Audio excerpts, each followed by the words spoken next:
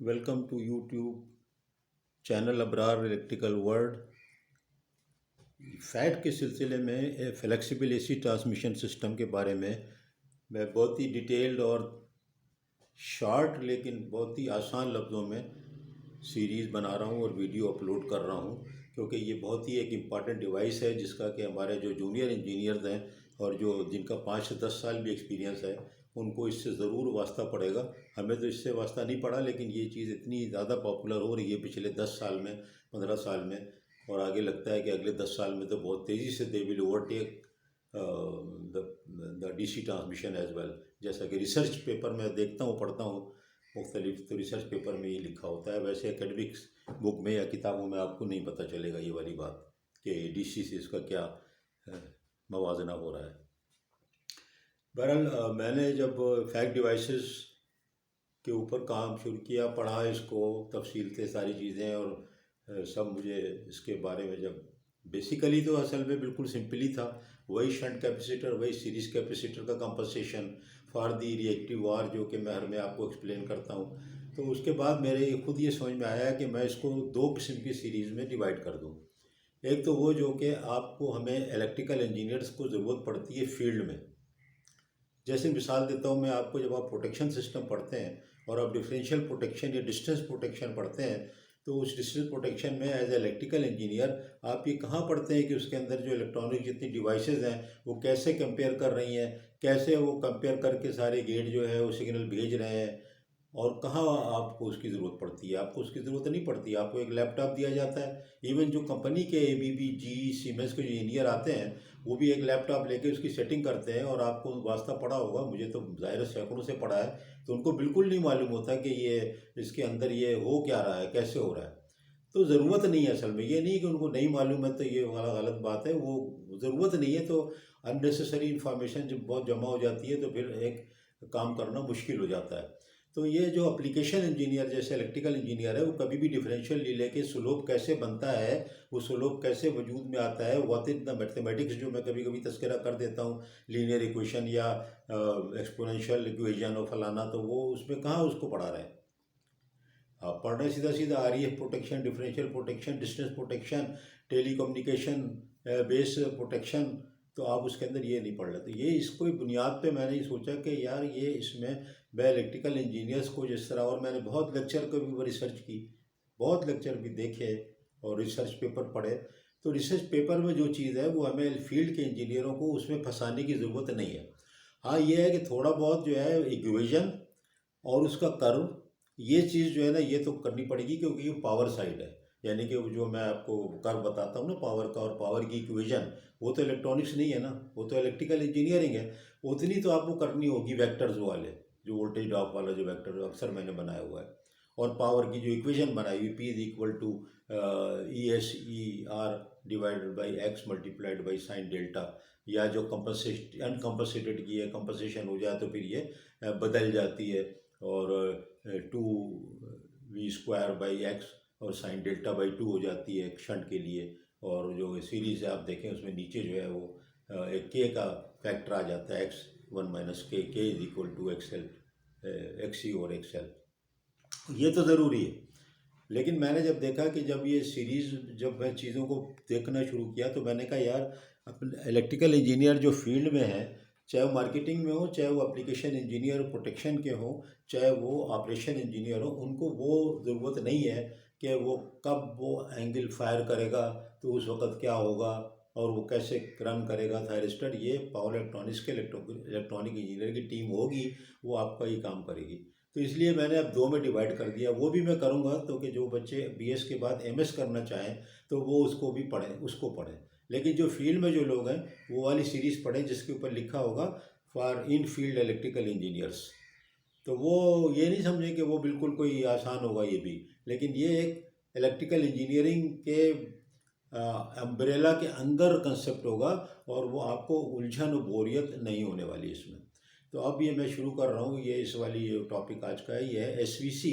SVC में 3 type मैंने आपको बताई, यहाँ पर है एक अलग वीडियो मैंने बनाई हुई है तीनों टाइप की, कि आप फिक्स कैपेसिटर के साथ टीसीआर लगा दें, आप मैकेनिकली स्विच कैपेसिटर के साथ टीसीआर लगा दें, और या TSC थायरिस्टर स्विच कैपेसिटर के साथ TCR यानी थायरिस्टर कंट्रोल रिएक्टर लगा दें।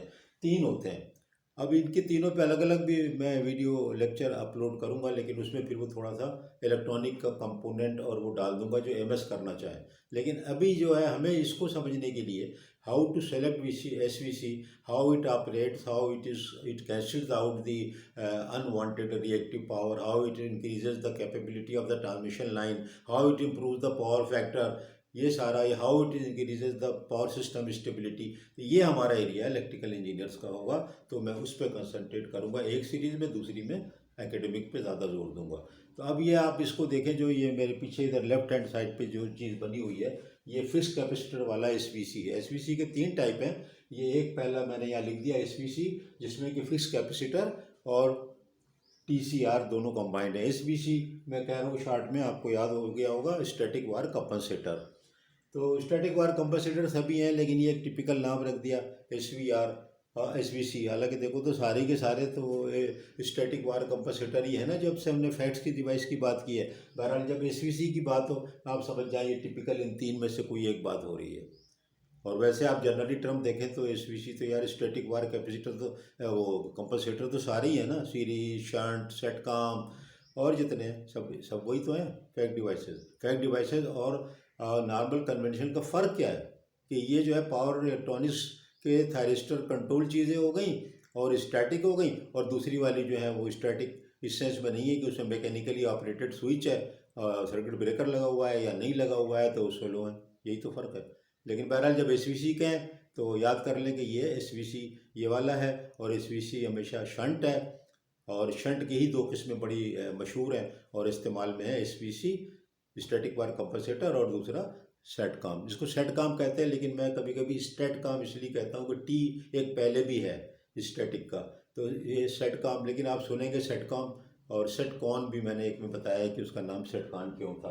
पहला देखो, मैं इसको इलेक्ट्रिकल इंजीनियर के हिसाब से आपको बड़ा आसान बताता हूँ।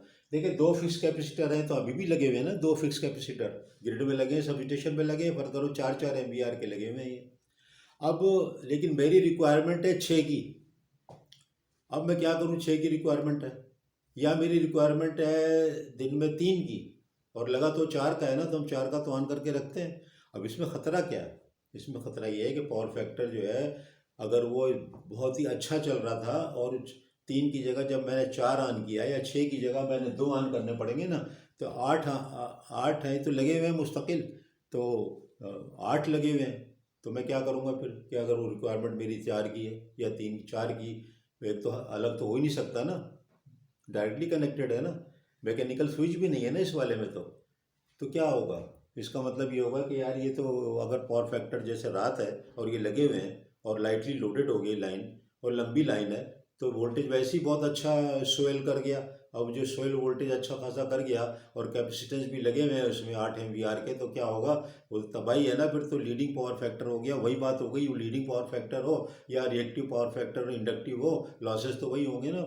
यानी आपकी कैपेसिटी लाइन की तो हैंडलिंग की पावर की कम हो गई, इसलिए कि टोटल करंट तो आपका वो लीडिंग हो या लैगिंग हो। कंडक्टर को क्या पता कि लीडिंग है लैगिंग है, उसमें तो जितना करंट जा रहा है उसके हिसाब से वो अपना देख रहा है, थर्मल उसकी स्टेबिलिटी के हिसाब से वो इंसुलेशन भी गर्म हो रहा है, उसके अंदर लॉसेस भी उसी करंट के हिसाब से हो रहा है, I²। उसको क्या इससे वास्ता है लीडिंग है या लैगिंग है। तो वो अगर आप देखें तो SVC में वो चीज़ सॉल्व कर ली गई जो हमारे कन्वेंशनल कैपेसिटर लगे थे।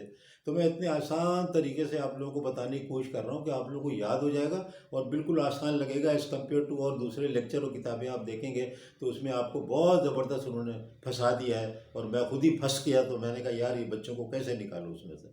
तो अब देखो ना, मुझे 6 की ज़रूरत है और 8 आने, 4-4 के 2 लगे हैं। ये 4-4 4-4 मैं इसलिए कहता हूँ कि तकरीबन ये एक किस्म की स्टैंडर्ड बना हुआ है प्रैक्टिस, 4 MVAR के लगा देते हैं। तो मैं अगर ये करूं कि मैं एक TCR इसके पैरेलल में ऐड कर दूं। अब TCR क्या है, thyristor controlled rectifier, thyristor controlled reactor, यानी क्या, यानी इंडक्टिव लोड। अब इस इंडक्टिव जो है आपको पता है थायरिस्टर को जो है, मैं अलग से भी डिस्कस हो चुका है कि ये थायरिस्टर को आप ऑन ऑफ कर सकते हैं डिफरेंट एंगल पे, और डिफरेंट एंगल जो होते हैं कि फिर वो डिफरेंट एंगल पे जब आप उसको कंट्रोल करते हैं वो डिफरेंट करंट इसमें फ्लो होगा। अगर ये बिल्कुल दोनों ऑफ हो गए तो कुछ भी फ्लो नहीं होगा। You do not have to compensate. अगर 8 की रिक्वायरमेंट है तो ठीक है, इसको ऑफ रखा। और अगर अगर इसको फुल ऑन कर दिया तो जितनी इसकी कैपेसिटी है इंडक्टर वाली वो इसको कैंसिल कर देगी यहाँ पर आकर के। अगर फर्क करो यहाँ पर हमें ज़रूरत है 6 की और ये 8 आ है तो ये TCR इस तरह फायर किए जाएंगे, अल्फा एंगल इस तरह एडजस्ट होगा कि यहाँ से इतना ही आपको इंडक्टिव रिएक्टेंस मिले कि ये दोनों मिला करके ये वापस जो इफेक्ट आए वो 6 का ही आए। 2 MVR जो है कैपेसिटिव, 2 MVR इंडक्टिव से कैंसिल हो जाए। तो देखो कितना आसान तरीके से मैं कोशिश कर रहा हूँ। हाई पास फिल्टर बनाया हुआ है कि अगर इसके अंदर जो जब इस तरह की चीज़ें होती हैं ख़ासतौर पर इलेक्ट्रॉनिक्स की, तो उसके अंदर हार्मोनिक्स हाई फ्रीक्वेंसी के पैदा होते हैं, उसके लिए एक फ़िल्टर भी लगा देते हैं। तो ये फ़िल्टर कोई इतना वो नहीं है इम्पॉर्टेंट, असल में ये दो चीज़ों को आप देखें तो देख कितना आसान है। क्या आपके अभी भी जो कन्वेंशनल स्विच लगे हुए हैं उसके साथ अगर आप थायरिस्टर कंट्रोल ऐड कर दें एक उतनी कैपेसिटी का, और वो ज़रा थोड़ा बड़ा करके करते हैं क्योंकि रेगुलेटेड है ना। अगर ये 8 है तो आप ये 8 कर दें, इसको 8 से 8.5 कर दें, 9 कर दें, फ़र्क नहीं पड़ रहा क्योंकि ये तो रेगुलेट कर लेंगे ना आप।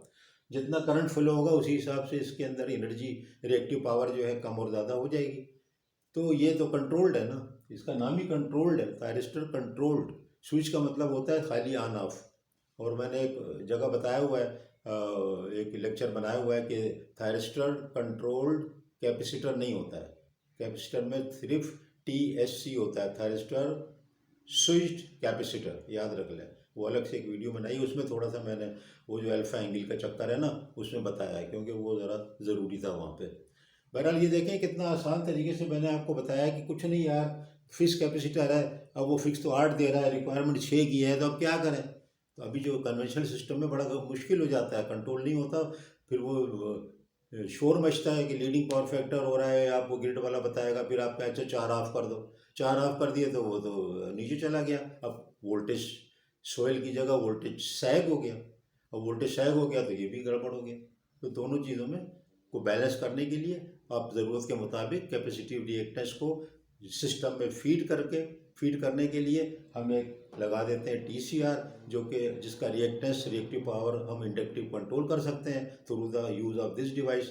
और इनको सिग्नल ऑन ऑफ के लिए जो है वो असल में होता ही है कि ये जो बस है ना यहाँ पर ये तो लगा हुआ है ट्रांसफार्मर, क्योंकि हाई वोल्टेज पे कनेक्ट नहीं करते, 400 kV का नहीं बना रहे, ये KV कर लें इसको, KV ये KV है। तो फिर इतने हाई डिवाइसेस मुश्किल होती है तो मीडियम वोल्टेज पे आमतौर पे लगाते हैं। आपको पता है कैपेसिटर भी आपके यहाँ 11 kV पे लगे होते हैं ना ग्रिडों पे, इसी तरह।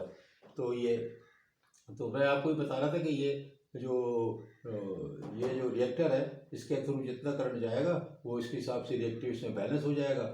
और आप चाहे तो 8 का 8 ही कैंसिल कर दें अगर ऐसी सूरत हाल आ गई कि बिल्कुल छुट्टी का दिन है, बिल्कुल कोई लोड नहीं है, सारे इंडस्ट्री बंद है, सब कुछ बंद है, रात का वक्त है, सर्दी का ज़माना है, तो वोल्टेज स्वेलिंग हो रही है ना, तो ये तो सारा का सारा थोड़ा सा इसको हाई रख लें, ये इसको ऑन कर लेगा। या इसको भी एक से ज़्यादा भी लगा देते हैं बाज़ दफ़ा। आप जैसे जैसे आगे बढ़ेंगे तो आप देखेंगे कि आप ये चीज़ें आगे पीछे भी हो सकती हैं।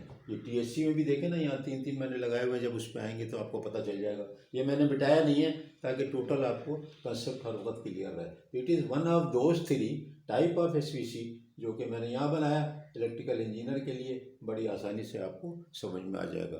तो इसी तरह से मैं सारी चीज़ें सेटकॉम भी इलेक्ट्रिकल इंजीनियर के हिसाब से बताऊंगा। फिर इनके एडवांटेज वही के वही हैं सबके, वो जो आपको शंट कंपनसेशन के एडवांटेज है ना वो सारे यही है, वो इसके भी हैं। तो इसलिए इनको अलग अलग बार बार डिस्कस करने की ज़रूरत नहीं है। जब भी SVC या सेटकॉम के आपको फ़ायदे बताने हो ना शंट वाले बता दें। हाँ, इन दोनों के कंपैरिजन में जब आते हैं तो कौन सा बेहतर है तो आपको पता होना चाहिए सेटकॉम बेहतर है। अब वो क्यों बेहतर है वो उसके भी मैं एक स्लाइड बना दूंगा, वो भी इलेक्ट्रिकल इंजीनियर्स के लिए होगी ताकि आप सिलेक्शन कर सकें। अब इसमें देखें ना, आपको मैंने क्या क्या बता दिया। आपको मैंने रेटिंग का सिलेक्शन बता दिया, आपको मैंने इसमें ऑपरेशन का सिस्टम बता दिया, कैसे बैलेंस हो रहा है रिएक्टिव पावर वो बता दिया। तो यही चीज़ें तो इलेक्ट्रिकल इंजीनियर को हम लोग को चाहिए, हमें उसकी जो आगे वो वाली डिटेल नहीं चाहिए कि फायरिंग एंगल का कंट्रोल कैसे हो रहा है। वो अलग स्लाइड लेक्चर पूरी सीरीज़ बना रहा हूँ पैरेलल में, ताकि वो जो है जो लोग के MS करेंगे और आगे पढ़ना चाहेंगे तो उनके लिए वो है। लेकिन हम लोग अगर जो फील्ड में होते हैं ना, उसमें ज़रूरत नहीं पड़ती, तो मैं उसमें आप लोगों को थोड़ा सा इसलिए मैंने अलग अलग कर दिया। इस तरह के लेक्चर आपको नहीं मिलेंगे, तो मैंने सब रिसर्च करके बनाया कि यार ये हम इंजीनियरों को कितनी आसानी से, इलेक्ट्रिकल इंजीनियर को इसको समझाएं, जो कि कोई बड़ी चीज़ नहीं है, उसको इतना मुश्किल बना के पेश कर रहे हैं कि इलेक्ट्रिकल इंजीनियर जो है वो डर ही जाए कि छोड़ो यार इसको। बहुत बहुत शुक्रिया। ये नए बच्चों को ज़रूर बताएं, नई चीज़ है लेकिन बहुत तेज़ी से आगे बढ़ रही है। 1991 में शुरू हुई, 1995 में पहला जो था ये फैक्ट डिवाइस लगा दुनिया में, यूएसए में पहले, और जापान में 1991 में, और अब तेज़ी से ग्रो कर रहा है। लेकिन अभी भी यार दुनिया भर में कुछ सौ से ज़्यादा नहीं है। इसका मतलब है देखें ना, ये अभी कितना नया है कि कुछ सौ से ज़्यादा नहीं है। यहाँ तो एक ही शहर में ही कुछ सौ ट्रांसफार्मर होते हैं ना, उससे कंपेयर करें, यानी कि 40-40 MVA के ट्रांसफार्मर 100-200 होते हैं ना कराची जैसे, लाहौर जैसे शहरों में। तो उससे कंपेयर करें कि ये कितना नया है, लेकिन बहुत तेज़ी से आगे बढ़ रहा है। एसवीसी फिर समरी शंट है, फ़ायदे उसके वही हैं जो शंट के हैं, और उसके अंदर ये एक टाइप है fix capacitor plus thyristor control reactor. बहुत बहुत शुक्रिया।